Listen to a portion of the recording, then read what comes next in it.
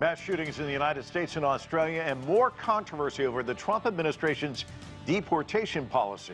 Hello, I'm Mike Walters, sitting in for Anna Naidu, and this is The Heat.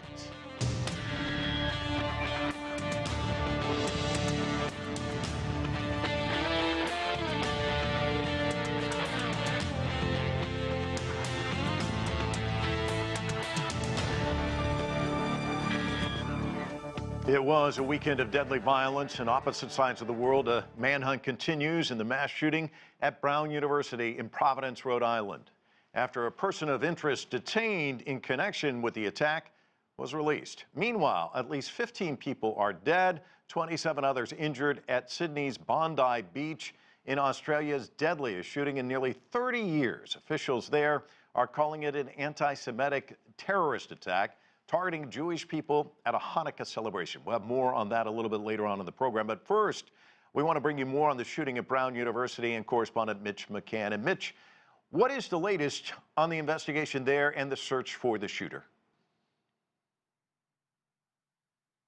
Yes, good evening from Providence. We've just come from a press conference in the last few moments at the public safety complex behind me, and there is 3 new pieces of information that were being provided by police. I suppose the headline to start is that there is no new person of interest or suspect in custody at this stage. But as for that new information, it came in the form of videos and still images that were caught on CCTV on Saturday, a couple of hours before the shooting happened here in Providence. Now, that has only come out in the last few seconds on social media, so that will be circulated in the coming hours. But what that vision shows is a person wearing dark clothing, a mask and a woolen winter hat, walking around the neighbourhood surrounding Brown University, sort of looking at properties and walking around the roads. That is the images that they're going to release in the next few moments. It is difficult to make out who that person is, even if you know them, because they are covered up. But police are hopeful anything like that will help their investigation at this stage. The second piece of information is that police say the gunman used a 9mm weapon when he walked into that engineering building on Saturday and opened fire, killing 2 people.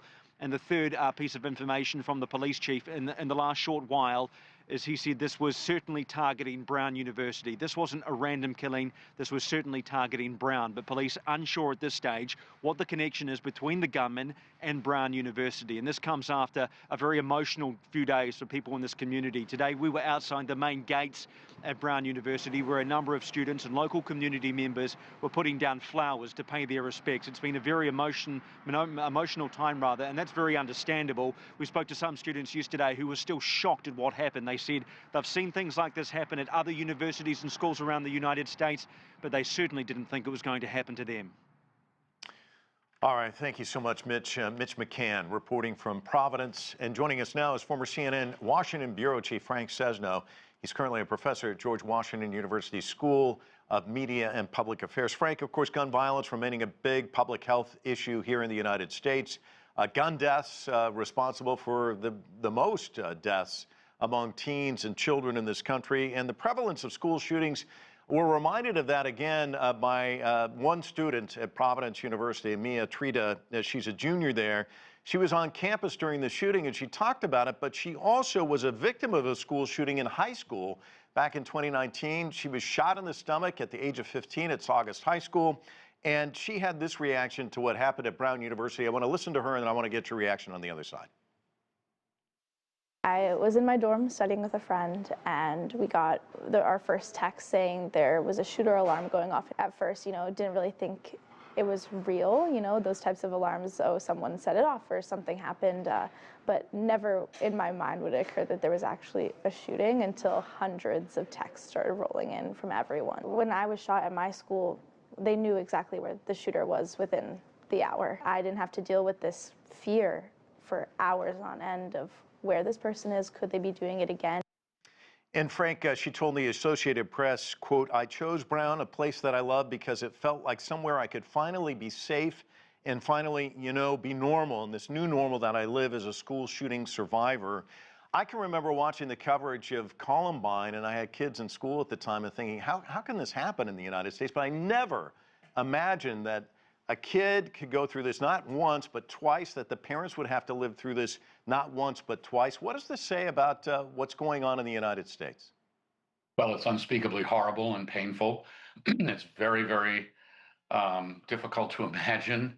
I mean, think of yourself. You're 18, 19, 20 years old, and you've not only gone through this once, but now a second time. But what I find, and I'm on the university campus now as we speak, is this is now a marker of this generation. These young people have grown up, sadly, horribly, tragically, with this as a reality in their daily lives. They have active shooter drills in their schools, just as they have fire drills in their schools. And sadly, unfortunately, tragically, this has happened, multiple times. And the other marker of this generation is that they're all connected. They have their own smartphones. And so it's not just a news story that once upon a time would pop up on the nightly news at 6:30. It's on their phones and in their hands all the time. So this is a reality, and it's one of the things that's I think a real serious mental health and physical health challenge for an entire generation, an entire country, really.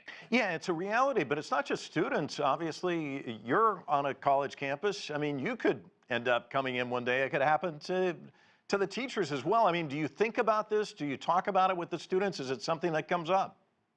Oh, there are provisions and there is guidance, but when and God forbid this happens, you're never prepared for this, and you can never move quickly enough, and you never know where it's going to come from. There really should be a systemic, nationwide examination of what is happening, what's prompting this. But in this country, we really can't even study gun violence, never mind do something about it. So for now, as I say, tragically and generationally, this is part of life in this country. It's like a generational crisis in a sense. It's a generational crisis. Talk to these kids, and they will tell you about active shooter drills. They'll talk about climate change. They'll talk about insufferable debt. It's one of the reasons, and there's lots of research around this, that this generation, Gen Z, these young people are so stressed and having so much concern about their security and the trajectory that their own lives are on. Frank, Tom Mauser, his son was killed in a school shooting, and he said he's not anti-gun, he's anti-gun violence. He describes gun violence not just as a terrible scourge in this country, but a terrible weakness in the United States. And the latest national survey from the Johns Hopkins Center for Gun Violence Solutions shows there is a consensus. Republicans and Democrats, gun owners and non-gun owners, basically all supporting stronger gun safety laws. But how do you explain this terrible weakness, the inability to actually take action? A part of it is in the Constitution, that there is the right to bear arms. And so how that is interpreted by the courts and certainly by advocates on all sides is very much a deep part of the question. There is the cultural and political divide that we've got in this country. As I say, the Congress has not even allowed research into gun violence. We know that this is a leading cause of young people's death. Well, if it was drugs or if it was any other kind of activity, motor vehicles, whatever, there would be a lot of research, and then there would be action. There would be people doing something about this. I don't see any way, through this right now. I don't see any dynamic that's changing it. And, the Republican Party, which is very much for gun rights, is very much anti some of the efforts that many people call on, even where there's consensus for action. Background checks for everybody, no matter whether you're buying from a store or a gun show. Like if you go to a gun show in this country, there aren't the same kind of background checks as if you buy from a gun store, the types of weapons and the types of ammunition that are available. So it's a very, very deep, big problem driven by a lot of things, as I say. Yeah, and as you mentioned, a lot of people talk about the Second Amendment. You hear people saying, oh, they're coming for my guns. And to your point, the Republicans, U.S. Senator Bill Cassidy of Louisiana, a Republican, had this to say about the shooting at Brown University. I want to get your reaction on the other side of this. I would say that after the shooting in Texas and Uvalde, Congress passed the Safer Communities Act on a bipartisan basis. There is the also shooting we just occurred in Australia, in which there are gun control laws, and yet this still occurred. But mass shootings in Australia are really rather rare. There was the Port Arthur massacre back in 1996. 35 people were killed. But right after that, there was action. There was gun buybacks, semi-automatic rifles and shotguns were banned. Universal licensing and registration system was established, and the list goes on and on. Now, over the weekend, 15 people were killed in this anti-Semitic attack. But what do you make of Senator Cassidy's argument that, it doesn't matter, there's no panacea for this? Well, there is no panacea. I mean, I think just as you point out, the Australia case really shows the Australians moved very vigorously in the 90s to crack down, limit gun use. That exists in other countries too. There are still the shootings. The question is not whether it happens ever. The question is the frequency and the depth of the problem. If we look at other countries with very strict gun laws, whether it's France or the United Kingdom, throughout Europe, in Asia, and elsewhere, yes, there are these terrible, tragic cases, but they simply don't happen as much. And guns simply don't account for as high a percentage of young deaths as they do in the United States. And that's the problem. The problem is people want to select their statistics and their case studies very selectively. And what we really need to do is we need to be dispassionate about this and say, what's gone wrong here and what can we do about it? Not simply, well, this is a problem everywhere. Yeah, before you go, I do want to get your thoughts, though, on the Trump administration's controversial deportation policy. As you know, earlier this month, it was kind of a flood the zone approach. We saw federal agents going into Minneapolis and St. Paul, targeting undocumented Somali immigrants. The enhanced focus at the direction of President Trump, saying he didn't want these people in the United States. And then over the weekend, Minnesota Congresswoman Ilhan Omar's son was detained by ICE agents. She's the first Somali American elected to Congress. She's the first woman of color to represent Minnesota. Of course, he was able to get released once he produced his passport. But does this bolster her argument that immigration officials are doing racial profiling? It would seem to, and it certainly would seem that this is part of a broad, the longer this goes on and the more aggressive ICE is, there will be some mistakes. Mistakes is a kind word. There will also be abuses, almost certainly. And there was a hearing in the House last week where one member actually presented to Kristi Noem, the Homeland Security Secretary, on a video, a Korean American citizen who had taken bullets for his country in the military, who was deported to Korea. And he got a commitment from her that she will look into it. So these sorts of abuses and the issues of racial profiling go with the territory on this. And this is one of the things that the administration doesn't seem to care much about, because they believe that this the overall political balance of this issue lies with the MAGA base, the Trump base. They want an aggressive immigration enforcement policy, and that's what they're getting. But they also open themselves up in the process to situations like this. If Representative Omar's son was picked up, he's an American citizen. She tells him to carry a passport everywhere. What does that say? And there's other fallout, and we're starting to see it in the polls among Latino voters and other things. So for the administration, they certainly can point to, delivering on a promise, but there is a political downside to this if the opinion starts to grow that there are unacceptable abuses that go beyond the pale and spark outrage, not just in the Congress, but among them. All right, Frank, always a delight getting your insights. Thank you so much for joining us, and there's much more to talk about. So let's get right to our panel. Rina Shah is a political strategist and commentator. She's here in the studio with me. Douglas Sloan heads the National Capital Strategy Group, and Jadan Horyn is a political analyst. And Jadan, why don't I start with you? The group Gun Violence Archive reports that there have been at least 75 school shootings in the U.S. this year. If you're looking at the numbers, at least 392 mass shootings, nearly 14,000 shooting deaths nationwide.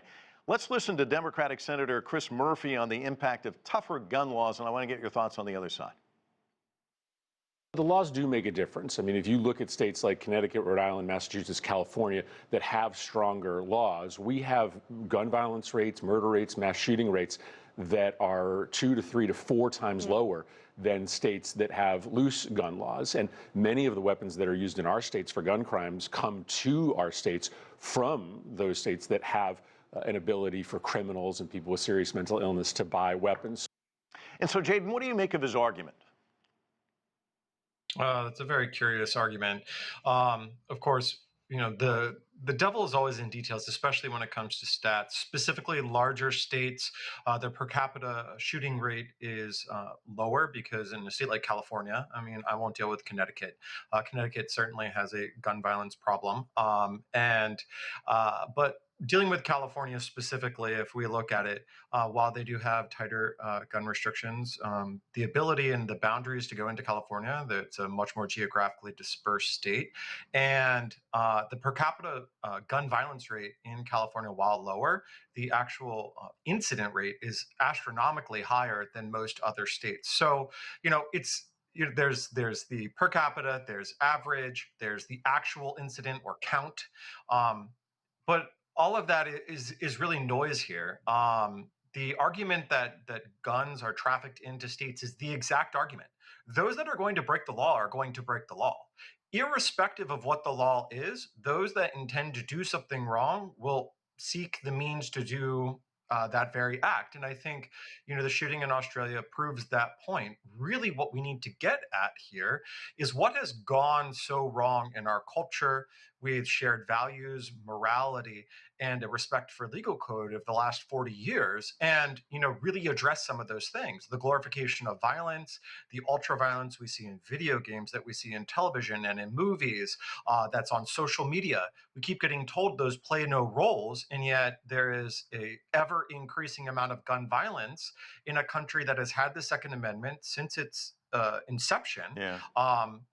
And that those two things, they cannot be true. It cannot be that we've had this from the very beginning and we suddenly have a surge of violence and it's not caused by anything. All right. Or it is caused by something. Okay, we've got your point. Rina, let me ask you the question I asked Frank Sesno. This kind of sentiment that people have about congressional action. I know you were on Capitol Hill today. I mean, you hear a young woman like we heard from Providence, Rhode Island. She said this shooting in her youth shattered her youth. And America is the only place in the world, she says, where gun violence is accepted. It's just a fact of life.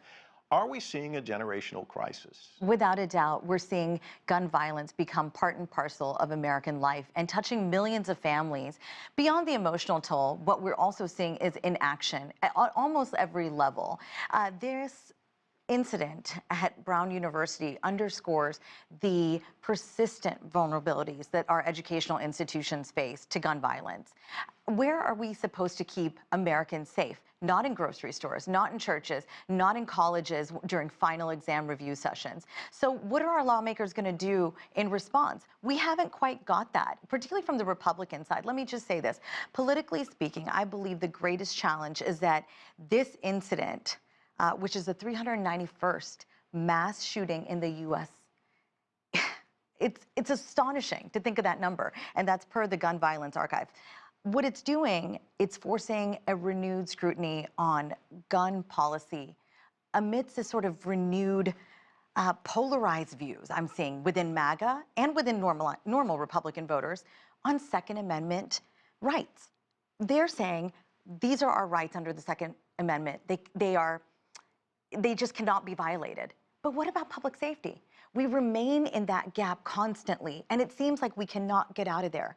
But now, with over 75 school shootings just in this year, 2025, here we sit in December, it's clear to me that without broader federal action, yes, from this town, with things like common sense measures, I'm talking universal background checks at a minimum, we are going to continue to face this preventable threat in American life. And it is a nonpartisan issue. But we have one party continually making an issue of it and letting us remain in that gap, as I mentioned. Douglas, let me get your thoughts on Senator Cassidy's comments. We saw this anti-Semitic attack in Australia. Obviously, a lot of lives lost. Basically, his saying that, there is no panacea. Clearly, though, we're looking at almost a 30-year gap between mass shootings there versus here. It seems like almost every 30 days you get one in the United States. Yeah, I'm of the belief that Australia did the right thing. They enacted very strict gun control laws after a horrific mass shooting at Port Arthur, and their gun violence and gun homicide rate dropped significantly. Right now, I think in 2023, the U.S. gun homicide rate was over 15,000 people. and in Australia, it was 25 people. So that's a significant difference. Granted, they did just have a horrific mass shooting, but the amount of time between mass shootings is a lifetime. It's almost 30 years. So that in terms of all the gun violence in the U.S. compared to the very small amount of mass shootings in Australia, I think that makes a very strong case for very strong, stringent gun laws. Now, we're going to have a big problem here because of the Supreme Court's interpretation of the Constitution. But I think also a lot of that stuff is political. I think that, states are going to be able to implement their own gun laws. Hawaii has very strict gun laws. They have a very low gun violence rate. Why? Because they are geographically cut off from the rest of the country and you just can't drive guns in. So it's a problem that we're dealing with, but we need to be more forthright and aggressive in terms of taking action to address this very horrendous problem in the United States. If I may pull that Yeah, thread sure. just for a moment, like I said, the greatest challenge here lies in our ongoing debate. But Australia took an evidence-based approach, as my co-panelist just said, and that evidence-based approach has shown that robust regulations can dramatically curb gun violence while still preserving lawful ownership. So, like you just said, I was on Capitol Hill.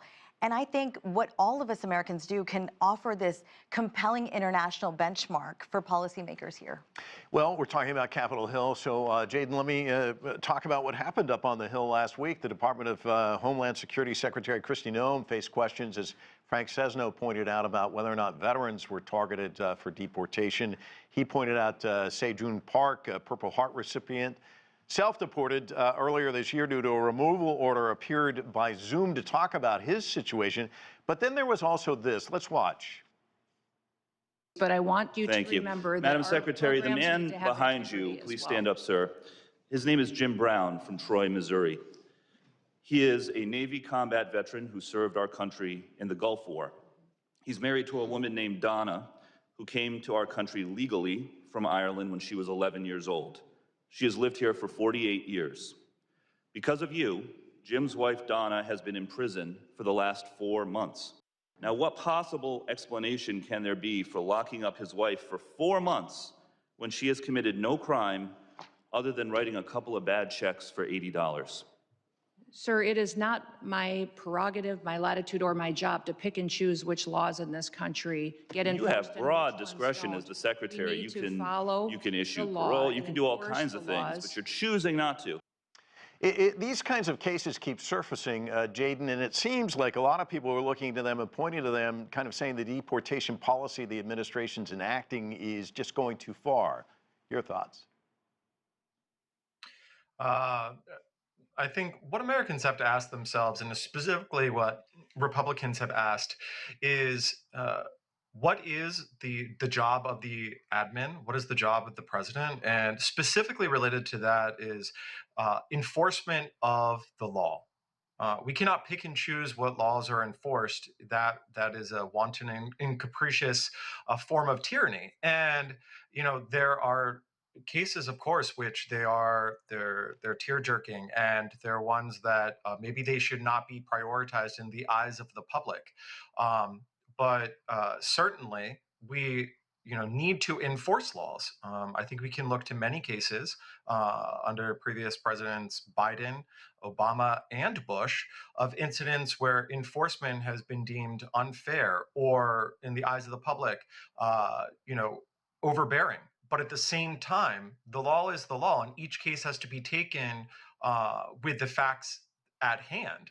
If in fact, in that case, that individual did write bad checks, they could have been picked up for a different thing. I don't think that the military portion of this is something that is going to shield people if in fact they are illegal. I mean, ICE's job is approved by bipartisan and both members, both the House and Senate many times, and their funds have been appropriated year after year after year. So I think enforcement is good. The question really is how it's executed and due process. And Rina, he says you can't pick and choose, but clearly this has become sort of a black eye for the Trump administration. I mean, you look at Latinos, the numbers are dropping. A lot of them are saying they're increasingly critical of his job performance when it comes to the economy and also immigration. What's going to be the impact, do you think, on midterm elections, and are Republicans nervous about this? If this continues, no doubt Republicans will pay a price at the ballot box, because when you see the backlash coming from your own voters, then you know you've got a problem. And what I'm seeing right now, look, in Minnesota, I think, as the nation has heard, this is a case. Operation Metro Surge is what they've done in the Twin Cities there. You've got the Somali American population. The largest in the nation is there, something like 80,000 people. These are, the majority of these are citizens or legal residents who are totally integral to that state's economy and culture. So that matters. Now, are they all Republicans? Are they all Democrats? I don't know. But what I know is this, is that in these recent ICE actions, what has, again, been dubbed as this is about Social Security fraud or social services, any kind of social services, you're seeing the juxtaposition of two things here. That tough border that even many legal immigrants want, and then you're seeing how to keep immigrant communities thriving and not alienating them, particularly in non-border states. So I find that debate to be the hottest one in the Republican Party right now. It's one where you have moderate Republicans saying we need compassionate conservatism to come back. But I say this, while enforcement is completely necessary for the rule of law, the rhetoric and the raids that the Trump administration is doing and that Secretary Kristi Noem is heading up, they're heightening tensions and fear. That's a bad thing overall, every time you get toward the midterms. So what they ought to do, this administration, is balance reform by prioritizing securing borders and also recognizing that immigrant communities give so much, particularly legal immigrants. And you can do that while upholding humanitarian principles. I know that's possible, and I hear that from the mouths of Republicans. Douglas, we've got about 20 seconds. I want to get your thoughts on how this is going to play out in the midterms. We've got a lot of lawmakers heading for the exits. What do you expect to see? Does not look good for Trump, MAGA, and the Republicans. We just saw Miami elect a Democratic mayor for the first time in 30 years. A district in Tennessee that went for Trump, I think, by 22 points, had a much closer race. We're seeing in just these off-year elections, Republicans are losing left and right in all but the reddest of red districts. I fully expect there to be a blue wave in 2026 in the House and possibly in the Senate because of all of Trump's rhetoric and tariffs and everything else he's doing regarding. Well, we're going to have to leave it there. I want to thank our panelists. It's been a great discussion, and that's going to do it for this edition of The Heat. I'm Mike Walter in Washington.